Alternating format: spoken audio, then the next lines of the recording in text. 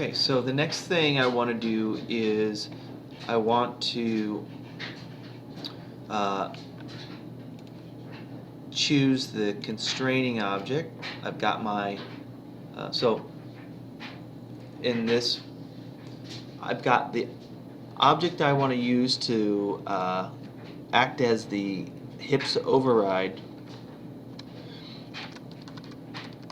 control. I have it in the position that I want so that I can grab it when I want it. And then I'm gonna select the control or the hips override. I'm gonna shift select that.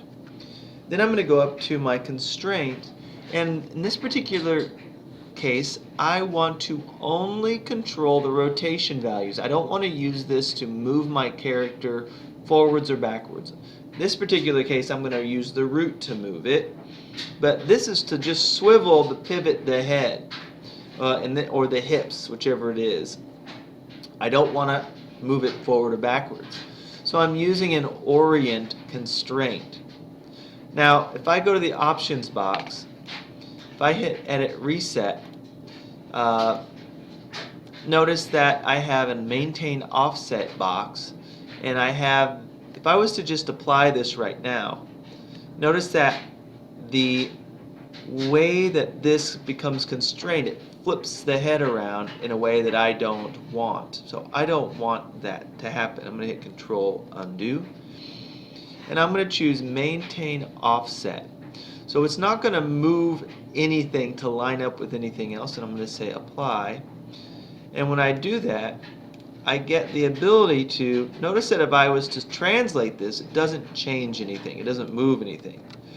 But when I go to the rotation attribute, I can control the rotation of my joint. So if I actually selected this, I can see that my rotation values are being controlled.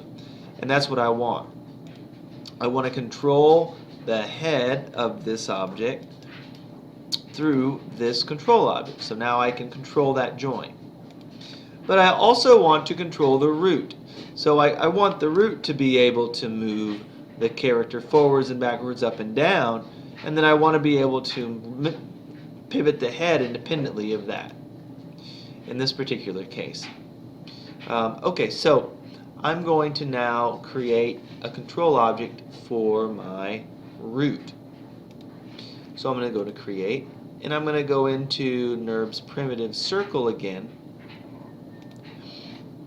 and I'm going to bring this up. Again, I'm going to do the same kind of thing I had done before. I'm going to hide my polygons. I'm going to pull this off to the side and go to the top view for a moment. I'm going to frame this in, and I'm going to hide my grid. And I'm going to move this over a little bit, and I'm going to grab the control vertices on this, these ones on the four corners, like so. Basically what I'm going to do is I'm just going to make a unique shape out of it. If I can grab this and grab this one, and then if I scale down, I can kind of make a pointy shape, and then if I go back to F8, I can scale this up, and I'm going to use that to snap. I'm going to snap to my root node. So basically in the center of this, I'm going to snap this now to get it kind of close, and I'm going to take this and I'm going to hold down V, and I'm going to snap to my, essentially snap to my root joint again. And so essentially that object is in the same position as hopefully this one. So if I select this one, this doesn't move. If I select that one, this doesn't move. I'm going to bring up my geometry again. And this particular, I'm going to scale it down a little bit. I don't want to get too confusing, but this particular item is going to be my root control. So this is going to control the character's overall entire skeleton back and forth. And so I want this, I'm going to modify, I'm going to freeze transformations, and I'm going to go into my hypergraph here, and I'm going to grab my root node. And in this particular case, I want to use translation. I just want to keep the translation, then the translation control only. Because I'm in this particular case, I'm going to translate the character. I'm going to rotate the hips with the hips override. So I'm going to constrain just in the point.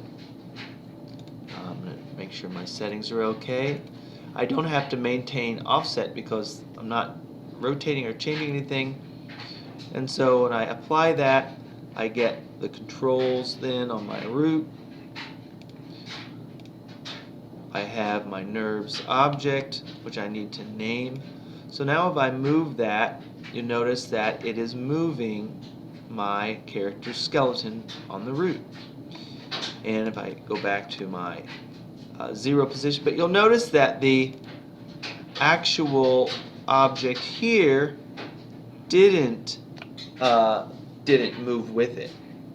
And so that gives us a kind of a dilemma of a hierarchy. How is the hips override control object going to follow the root? And so it has to follow the root itself. And so we'll have to constrain that as well. So that becomes an object being controlled by something else. So the actual this actual control object, or the hips override control object, will actually be controlled in part by the actual root node, or the actual root control. So I'm going to call this root control. And this is where things can get confusing, and I get confused by it too a lot as well. And so sometimes I do it, I'll mess things up a little bit. I'm going to save my scene just in case.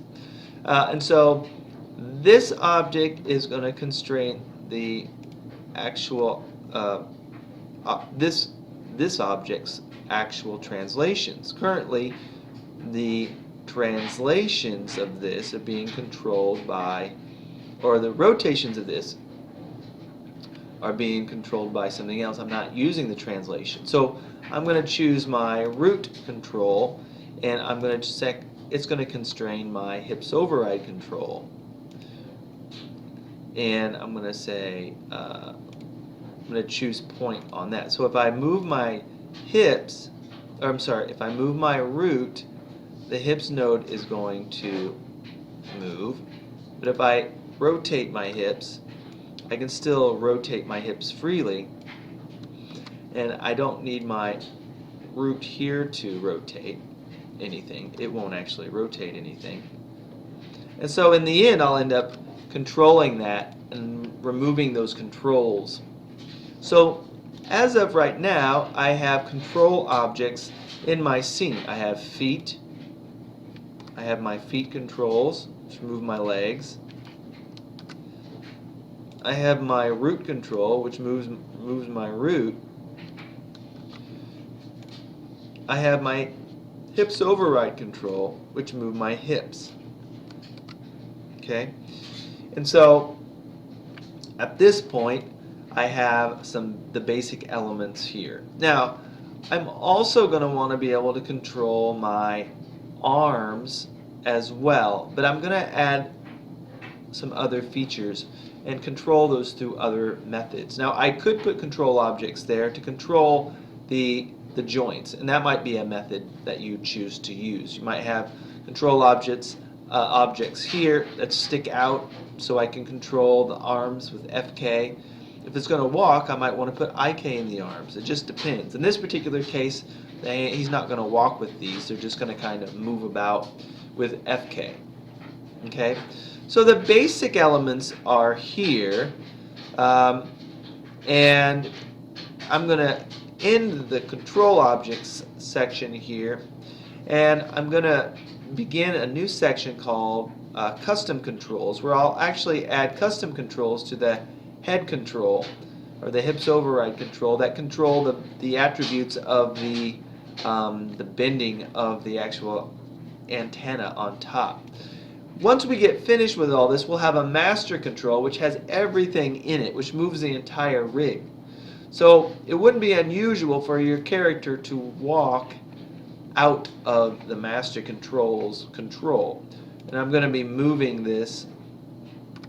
I'm going to be moving this character around with the hip, or with the root node, and rotating the head with the hips override node. Okay, and I'll have controls on the hips override node that allow me to control some attributes of the antenna. So we'll do that in a new video.